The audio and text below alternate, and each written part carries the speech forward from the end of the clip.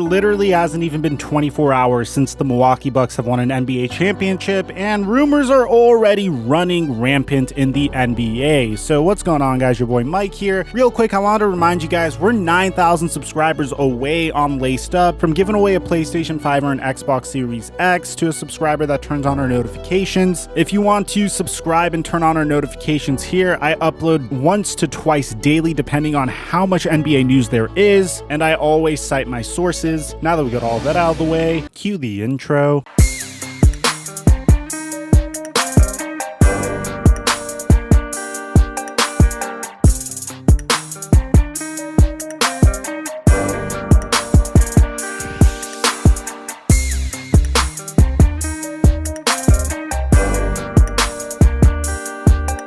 Mic check 1 2 1 2. What's going on, everybody? It literally hasn't even been 24 hours since the Phoenix Suns officially lost to the Milwaukee Bucks in the NBA Finals. And in my video yesterday, I did propose a topic that I thought was very complicated, to say the least. One was, how on earth do you improve the Phoenix Suns? On every single front, I believe that the Phoenix Suns were a complete team last year. From DeAndre Ayton being a center that was the number one pick in the 2018 NBA draft that does need to develop a little bit more, but I don't think you could really get an upgrade at that point. If anything, he's going to get extended this year. Then you have Jay Crowder, who's a remarkable two-way talent, Mikal Bridges, who's an awesome two-way talent in my opinion, Devin Booker, who is a player that could go out and get you a bucket anytime you need, and Chris Paul, an aging, savvy playmaking point guard that in my opinion is the last of a dying breed. You don't really see playmaking point guards of Chris Paul's caliber entering the NBA anymore. Yet he is 36 years old and is going into a pretty big free agency this offseason. He could decline his $44 million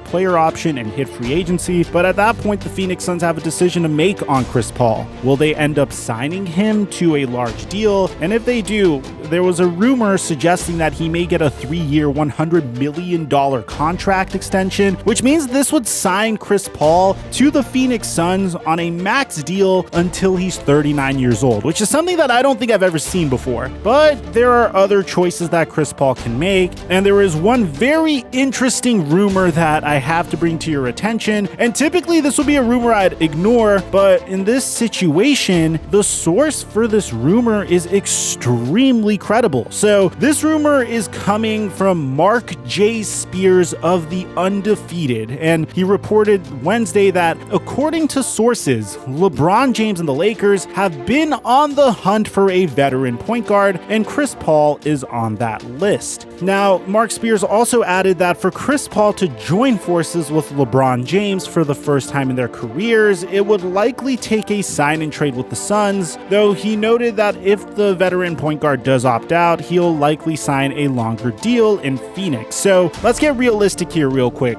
because there is a part 2 to this rumor that involves Russell Westbrook, but I wanted to address the Chris Paul part of this before we get to the Russell Westbrook part of this. If you're the Los Angeles Lakers, you need that extra playmaking point guard, which I agree Chris Paul is a remarkable playmaking point guard. He could hit wide open threes. He could be the floor general for the Lakers, run remarkable pick and rolls with Anthony Davis. He's best friends with LeBron James, and this would actually kind of be a little wholesome because, of course, we know about the Chris Paul trade about a decade ago that was vetoed. That would have paired Chris Paul with Kobe Bryant. Still to this day, the fact that trade got vetoed haunts me a little bit, but I digress. The issue in this scenario is the fact that the Los Angeles Lakers would have to pay Chris Paul a huge salary for him to join the Los Angeles Lakers. There is no way, shape, or form that Chris Paul would take a veteran minimum or take a mid-level exception type of contract to sign with the Los Angeles Lakers when he has the opportunity to make $100 million,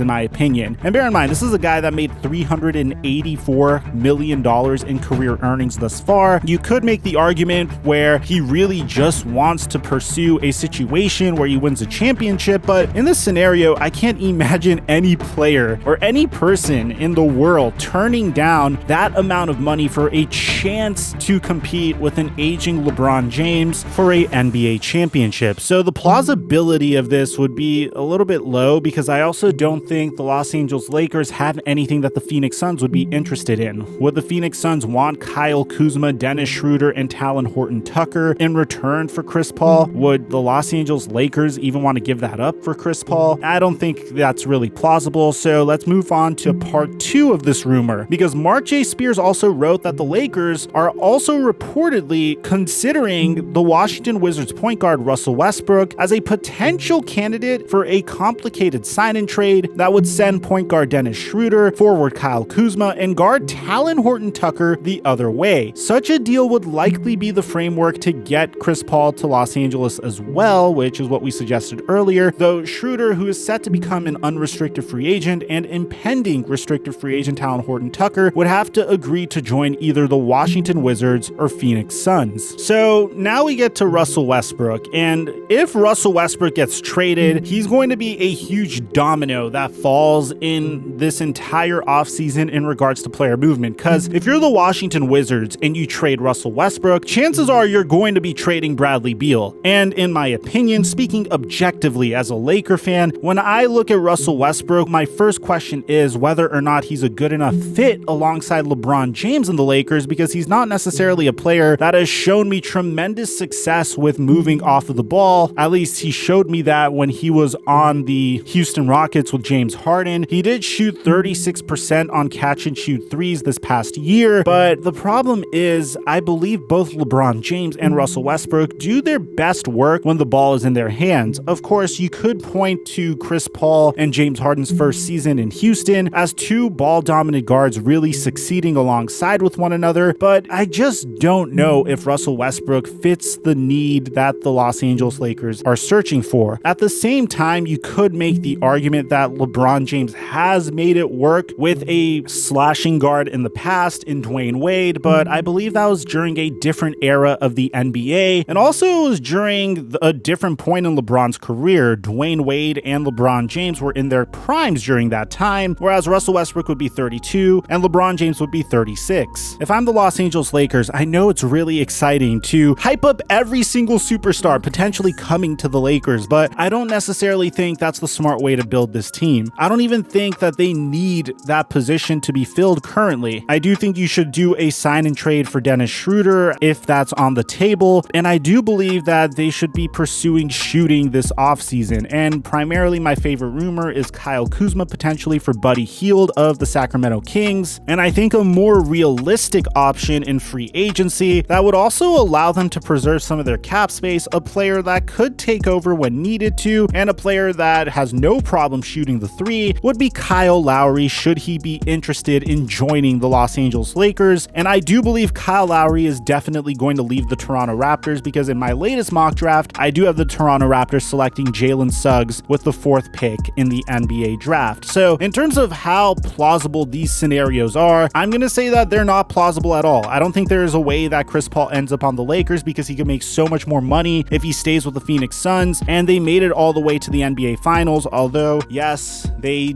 did have a decent amount of help when they didn't have to play Anthony Davis in the first round, they didn't have to play Jamal Murray in the second round, and they didn't have to play Kawhi Leonard in the conference finals. But still, if you're Chris Paul and you're set to cash in at this stage of your career, where a team would be willing to give you this amount of money and you could potentially contend another year. Also, if Mikal Bridges and DeAndre Ayton take another step in their development, who knows, maybe the Phoenix Suns could beat teams like a fully healthy Nuggets or a fully healthy Lakers or a fully healthy Clippers squad, but that's a pretty big if. Also, if you're the Phoenix Suns, it's very difficult to acquire star talent, so I don't see them allowing Chris Paul to just walk away. Phoenix isn't necessarily a huge free agent destination, so once you have a superstar on your team, you're going to do whatever it takes to maintain that star on your team. And as for the Washington Wizards, the issue with that rumor is you could probably trade Russell Westbrook to another team that is willing to give you significantly better assets. If you're going to move on from Bradley Beal and Russell Westbrook, you better get a decent amount of draft picks in return for the player that you're trading. And in this scenario, the Lakers can't even offer you any draft picks. So I personally don't think this is going to happen. The Wizards could definitely get a better haul in return for Russell Westbrook, but that's my take on the matter. Let me know in the comments comment section down below what you guys think about all this. Aside from that, I'm your boy Mike, and I'm dropping our mic until our next upload.